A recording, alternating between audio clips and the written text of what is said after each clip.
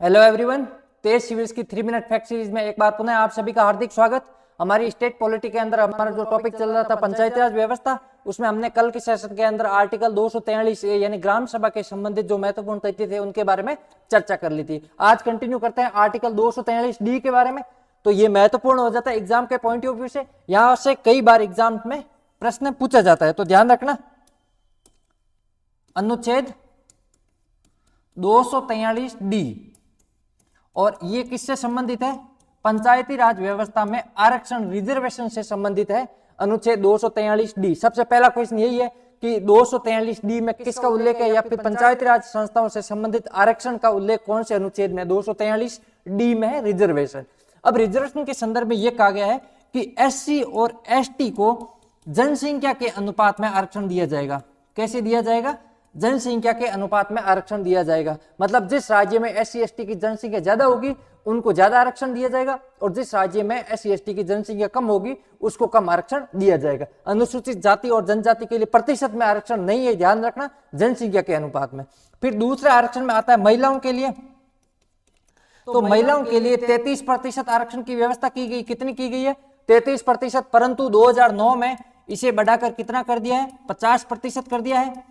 2009 में बढ़ाकर कितना कर दिया? 50%। और एमपी भारत का, मध्य प्रदेश भारत का पहला राज्य था जिसमें पंचायती राज संस्थाओं में महिलाओं को 50% आरक्षण दिया गया। ठीक है, क्यों? क्योंकि ये पहले भी हमने चर्चा की थी कि जो पंचायती राज है ये राज्य सूची का विषय है, इसीलिए प्रत्येक राज्य की राज्य सरकार पर डिपेंड करता है कि वो महिलाओं के लिए कितना आरक्षण देगा। ठीक है, तो हम 243D में क्या आरक्षण की व्यवस्था? एससी एसटी के लिए जनसंख्या के अनुपात में आरक्षण दिया जाएगा। महिलाओं के लिए 33% आरक्षण की व्यवस्था है, और 2009 में महिलाओं के आरक्षण को बढ़ाकर 50% कर दिया। मध्य प्रदेश पहला राज्य था जिसने महिलाओं को 50% आरक्षण दिया था। अब ओबीसी की बात करें, ओबीसी का क्या प्रावधान है? तो ध्यान रखना, संविधान में ओबीसी के लिए कोई स्पेसिफिक प्रावधान नहीं किया गया है। ओबीसी के लिए यह कहा गया है कि प्रत्येक राज्य की जो विधानमंडल है,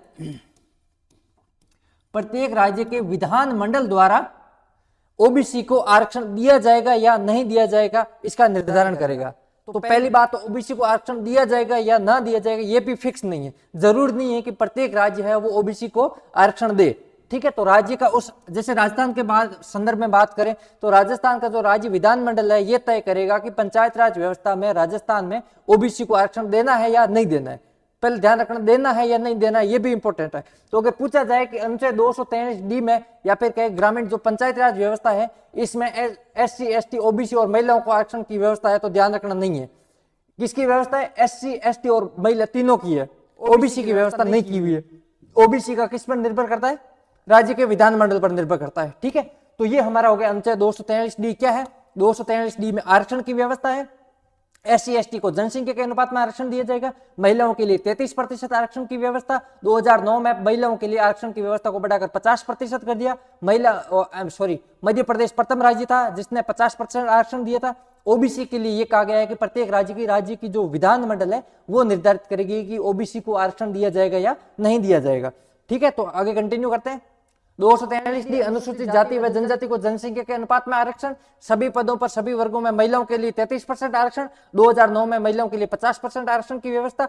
मध्य प्रदेश पहला राज्य बना जिसमें महिलाओं के लिए 50% आरक्षण की व्यवस्था की गई। इसके बाद में कार्यकाल, तो कार्यकाल सामान्यतः इनका कार्यकाल कितना होता है? 5 वर्ष होता है। इसके बाद में न्यूनतम आयु कितनी है? योग्यता के बाद संदर्भ में बात करें तो न्यूनतम आयु 21 वर्ष है। चाहे कोई भी हो, किसी भी स्तर पर हो, चाहे ग्राम पंचायत स्तर पर हो, पंचायत समिति स्तर पर हो, या फिर जिला परिषद स्तर पर हो, सभी स्तर पर चुनाव लड़ने हेतु न्यूनतम आयु 21 वर्ष है।